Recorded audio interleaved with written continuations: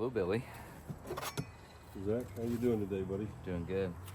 You were saying last week, and for those of you who don't know, we're kind of turned on right now by the burger, realizing that the burger gets no respect. I've been inspired by a guy named George Moats, the burger scholar, to try out regional burger styles and to fight the urge to run them through the garden and just do what the thing is. So you were saying you always greatly desired a really buttery burger, and you couldn't get anybody to serve you like a truly buttery hamburger. So fear not, there is literally a thing called the butter burger.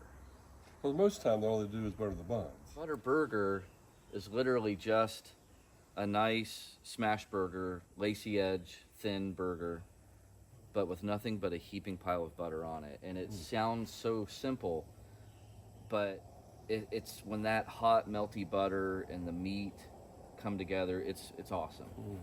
So we'll make you one of those. And kind of a trick that I learned just from watching TV and stuff is to use parchment paper on the smash, because we don't have onions today. So to keep it like from sticking to the spatula,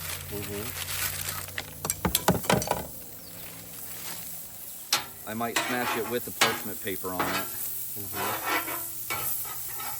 So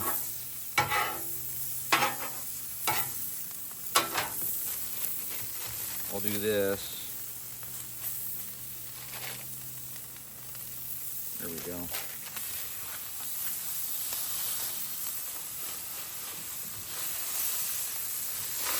You see how you can get it really crazy thin and lacy, which is what we want here.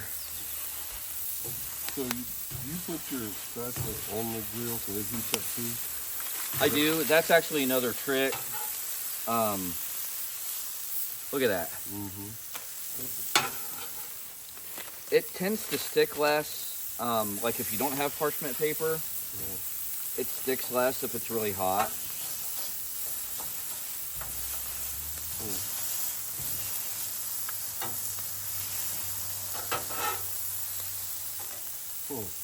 That's interesting. But, I mean, with the parchment paper, that's what keeps it from sticking, but I'm just saying, if you didn't have it.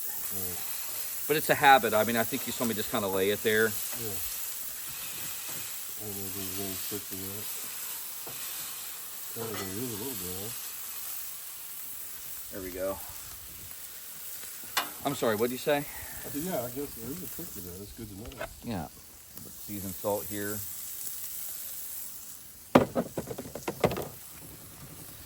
Crazy Maillard reaction on this one.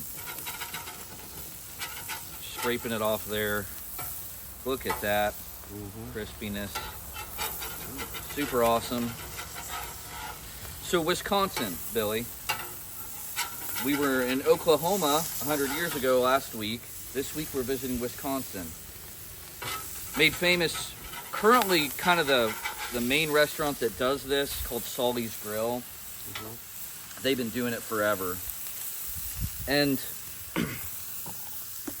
they do like put other things on it, or like Culver's will put other things on it, but kind of the original version is just literally butter and the hamburger meat.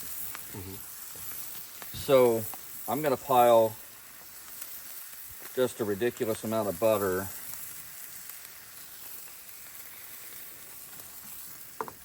on these buns. Okay, that's a lot of butter. But the cool part is we've got it on a small plate, and like when the butter melts, it'll seep onto the plate, and then you can just go back to dip it.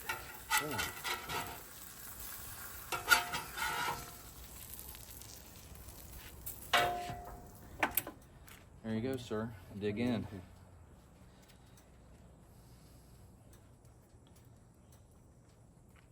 It certainly has more butter on it than any I've ever had before.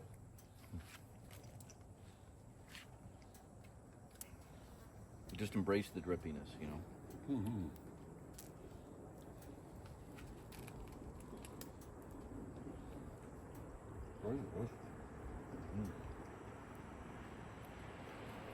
Just butter. That's it. I think I do. I mean, for right now, I really like the thinner burgers better. Mm-hmm. Crispier, like you did it. Mm-hmm. I always use too much meat. I made too big of a Yeah. patty. Well, I'm learning to like enjoy different textures more and more. We talked last week about how that reaction. Yeah, look at that. There you go. That's awesome. That reaction changes the flavor profile a little bit, but also the crispiness makes it like there's a lot of soft and crunchy and soft and crunchy. Mm-hmm. And I kind of crave that more and more in foods. Man, that's crazy.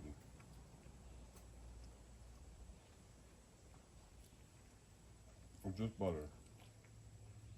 Mm-hmm. That's really just crazy. So I guess Culver's kind of helped to make it famous as well Right. in modern times, and I think they put cheese and a lot of other stuff, and you can, but this is kind of the simplest OG version. I like it because with the kids, they don't like a lot of crap on their burgers, and I get tired of just making a truly plain burger. Mm-hmm. But they really love butter burgers. Oh, is that right? Yeah. I don't blame them. Can't blame them one bit. So, was there any update on your vehicle? In your situation?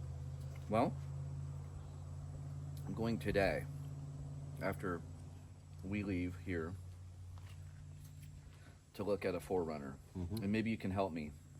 So, for those of you that may not know, I had a really bad wreck.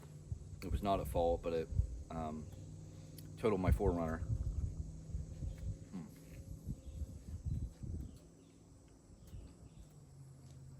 That was a good bite. Totaled my 4Runner, Mm-hmm. and there hasn't been a 4Runner on a lot anywhere for a while. And they actually come from Japan. I don't know if you knew that, but like the 4Runner is actually made in Japan, and it's the same factory where they make the Lexuses. And so it's literally the same people that build Lexus are building these 4Runners. And you go online and you look at the quality via like YouTube videos. They'll do calipers, and they'll look at things and go, "This is like a Lexus, like it's built like a Lexus." Mm-hmm. Makes sense because it's on that same line by the same people. Right. But they come from Japan, all of them do right now, so it's hard to get them on lot when they sell like hotcakes. So I paid a dealer some money to retain one for me when they got it in, and I'm going to go look at it today. Here's what you can help me with. So as you may already know, I'm considering waiting for the 2025, which will probably come out at 10 grand more, but it's got all the bells and whistles, the giant screen, kind of like the Kia that you were in. It's got all that crap in it. Mm. But it's a 4-cylinder turbo. There is no 6-cylinder offered with the new 4Runner. What? Now, by the numbers, like, it's supposed to perform better, actually, because the turbo and everything. 4-cylinder turbo is a thing that some people do enjoy. Kind of like my thought is, A, the current iteration of 4Runner, which has not been updated in 15 years, that engine and tranny is legendary. It'll go 250,000 miles, no problem. Rock solid. I owned it, loved it. This is a completely new package in 2025. New engine and tranny setup. It's not vetted, not with the track record, right? Right. But the body style looks amazing, and I do like the bells and whistles it has. The current 4Runner is all about utility. Like it's not fancy inside, which is kind of the point. So now I'm torn between, if I get one now, it's my last chance to get this rock solid, vetted track record for the last 15 years. It's my last chance to get that, or I can get the fancy new thing here in a few months when they become available. Which would you do? I'd probably stick with what I know and go with the one I had before. Yeah, I'm not like all the stuff that was on the dash and all that stuff. I'm not up on that, so I don't know. You know, I mean, when I was driving track control over the road, I was using a road atlas. Mm-hmm. You know, Yeah. now it's everything is. So I'm not that efficient, really, with that. But man, that's nice, man. That big screen. It's awesome. Back to the burgers. How do you rate Butterburger versus Wisconsin versus Oklahoma a fried onion burger? What's your thoughts there so far? Who wins? Oh.